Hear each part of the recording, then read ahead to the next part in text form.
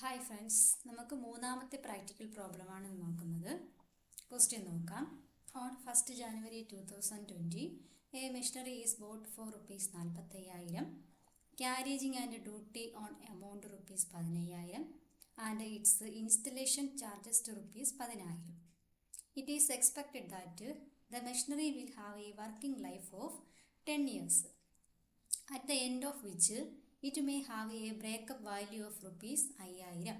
Calculate the yearly charges of depreciation and also prepare the machinery account for the first 3 years under fixed installment system. Accounts are closed on 31st December every year. നമുക്ക് question നോക്കാം. On 1st January 2020 ഒരു machinery വാങ്ങിച്ചു. 45,000 രൂപ കൊടുത്ത് ഒരു machinery വാങ്ങിച്ചു.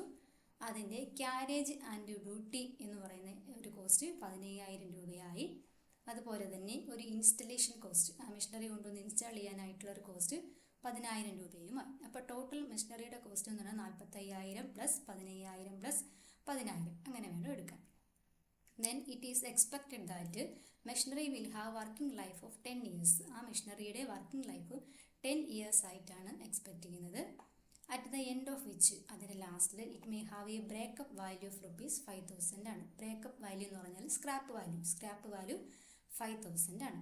നമുക്ക് depreciation calculate ചെയ്യണം. മെഷീനറി അക്കൗണ്ട് പ്രിപ്പയർ ചെയ്യണം. 3 വർഷത്തെ മെഷീനറി അക്കൗണ്ടാണ് പ്രിപ്പയർ ചെയ്യാനുള്ളത്. അത് ഫിക്സഡ് ഇൻസ്റ്റാൾമെൻറ്റ് സിസ്റ്റം പ്രകാരമുള്ള മെഷീനറി അക്കൗണ്ടാണ് പ്രിപ്പയർ ചെയ്യേണ്ടത്. അക്കൗണ്ട് ക്ലോസ് ചെയ്യുന്ന ഡേറ്റ് പറയുന്നുണ്ട് 31st December every year. Depreciation calculate ചെയ്യാൻ നമുക്ക് ഇക്വേഷൻ അറിയാമല്ലോ. Original cost of asset minus scrap value, divided by estimated life of asset.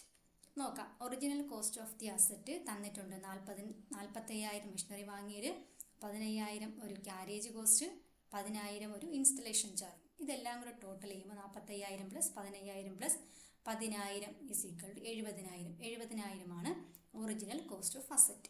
Then next breakup value നമുക്ക് തന്നിട്ടുണ്ട്, അല്ലെങ്കിൽ സ്ക്രാപ്പ് വാല്യൂ തന്നിട്ടുണ്ട് 5,000 എന്ന് തന്നിട്ടുണ്ട്. എസ്റ്റിമേറ്റഡ് ലൈഫും തന്നിട്ടുണ്ട് 10 years. അപ്പോൾ ഇത് വെച്ചിട്ട് നമുക്ക് ഡിപ്രീസിയേഷൻ കണ്ടുപിടിക്കും. ആനുവൽ ഡിപ്രീസിയേഷൻ = 70,000, അതായത് total cost 70,000 minus scrap value അല്ലെങ്കിൽ ബ്രേക്കപ്പ് വാല്യൂ 5,000. സോ 70,000 മൈനസ് 5,000 = 65,000 എന്ന് കിട്ടും.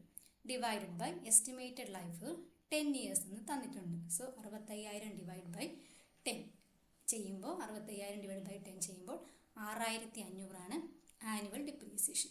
അപ്പോൾ എല്ലാ വർഷവും 3 വർഷമാണ് നമുക്ക് ചെയ്യേണ്ടത്. 3 വർഷവും 6,500 തന്നെയാണ് ഡിപ്രീസിയേഷൻ. ഫിക്സഡ് ഇൻസ്റ്റാൾമെൻറ്റ് മെത്തേഡ് ആയതുകൊണ്ട് എല്ലാ വർഷവും ഡിപ്രീസിയേഷൻ ആ ഫിക്സഡ് എമൗണ്ട് ആയിരിക്കും. നമുക്ക് മെഷീനറി അക്കൗണ്ട് വരയ്ക്കാം. ഫിക്സഡ് ഇൻസ്റ്റാൾമെൻറ്റ് മെത്തേഡ് പ്രകാരമുള്ള മെഷീനറി അക്കൗണ്ടാണ്. ഡേറ്റ് 1st January 2020 മെഷീനറി വാങ്ങിച്ചത്. മെഷീനറി വാങ്ങുമ്പോൾ journal entry machinery account at ബാങ്കിൽ ടോട്ടൽ എമൗണ്ട് എങ്ങനെയാണ് 70,000 കിട്ടുന്നത്. 45,000 + 15,000 + 10,000 ഇത് എത്രയാണ് മെഷീനറി വാങ്ങാനായിട്ട് ചിലവായ കോസ്റ്റ് എന്ന് പറയുന്നത്. ഇതെല്ലാം കൂടെ ടോട്ടൽ ചെയ്യുമ്പോൾ 70,000. അപ്പോൾ 70,000 ആണ് അസറ്റിൻ്റെ ടോട്ടൽ കോസ്റ്റ് എന്ന് പറയുന്നത്. ടോട്ടൽ കോസ്റ്റ് അസറ്റ് വാങ്ങാനായിട്ട് മൊത്തം ചിലവായത് 70,000 രൂപയാണ്. ടു ബാങ്ക് എന്ന് പറഞ്ഞുകൊണ്ട് 70,000 എഴുതും. ആ വർഷം പിന്നെ വേറെ അസറ്റ്സ് ഒന്നും വാങ്ങിയിട്ടില്ല. നമുക്ക് ആ വർഷത്തെ ഡിപ്രീസിയേഷൻ കണ്ടുപിടിക്കാം. 31/12/2020 ഡിപ്രീസിയേഷൻ നമ്മൾ 6,500 കണ്ടുപിടിച്ച് വെച്ചിട്ടുണ്ടായിരുന്നു. ഫിക്സഡ് ഇൻസ്റ്റാൾമെൻറ്റ് മെത്തേഡ് പ്രകാരം എല്ലാ വർഷവും ഒരേ ഡിപ്രീസിയേഷനാണ്. 6,500 നമ്മൾ ഡിപ്രീസിയേഷൻ കണ്ടുപിടിച്ച് വെച്ചിട്ടുണ്ട്. അപ്പോൾ അത്രയേ ഉള്ളൂ അതിനെ ചെയ്യാനായിട്ട്. ഇനി അക്കൗണ്ട് ആ വർഷത്തെ ബാലൻസ് ചെയ്യുക. ടോട്ടൽ 70,000. രണ്ട് സൈഡിലും ആ 70,000 എഴുതുന്നു. ഡിപ്രീസിയേഷൻ 6,500 ആണ്. 70,000-ൽ നിന്ന് 6,500 മൈനസ് ചെയ്യുമ്പോൾ നമുക്ക് ബാലൻസ് 63,500 കിട്ടും. ആ വർഷത്തെ ലാസ്റ്റ് ബാലൻസ് 63,500. ഈ വർഷം ബാലൻസ് ക്യാരി ഡൗൺ ചെയ്ത എമൗണ്ടിനെ അടുത്ത വർഷം, അതായത് ഇതിൻ്റെ ക്ലോസിംഗ് ബാലൻസ് അടുത്ത വർഷത്തെ ഓപ്പണിംഗ് ബാലൻസ് ആയിട്ട് എഴുതുന്നു. Date 1/1 January 2021. Balance broad down 63,500. ഇവിടെ ക്യാരി ഡൗൺ ചെയ്ത എമൗണ്ടാണ് ഇത് 63,500. ആ വർഷം വേറെ അസറ്റ്സുകളൊന്നും വാങ്ങുന്നില്ല. അപ്പോൾ ആ എമൗണ്ട് മാത്രമേ അവിടെ വരത്തുള്ളൂ. ആ വർഷം ലാസ്റ്റിൽ ഡിപ്രീസിയേഷൻ കാണുന്നു 31/12 2021 ബൈ ഡിപ്രീസിയേഷൻ 6500 തന്നെയാണ്. 6500 എഴുതുന്നു. നമ്മൾ ബാലൻസ് ചെയ്യുന്നു. 63,500 ടോട്ടൽ എമൗണ്ട്, രണ്ടിടത്ത് എഴുതുന്നു. 63,500 നിന്ന് ഡിപ്രീസിയേഷൻ 6500 മൈനസ് ചെയ്യുന്നു. മൈനസ് ചെയ്യുമ്പോൾ ഡിഫറൻസ് 57,000 കിട്ടുന്നു. 57,000 ആ വർഷത്തെ ക്ലോസിംഗ് ബാലൻസ് എന്ന് പറയുന്നത്. ഈ വർഷം ക്ലോസ് ചെയ്ത 2021 ക്ലോസ് ചെയ്ത ഈ ബാലൻസ് 2022 ഓപ്പണിംഗ് ബാലൻസ് ആയിട്ട് എഴുതിക്കൊണ്ട് മൂന്നാമത്തെ വർഷത്തെ നമ്മൾ എഴുതുന്നു. 1 first January 2022 to balance brought down 57,000 കഴിഞ്ഞ വർഷത്തെ ക്യാരി ഡൗൺ എമൗണ്ട് ആണ്, ക്ലോസ് ഡൗൺ ചെയ്ത എമൗണ്ട് 57,000 എഴുതി.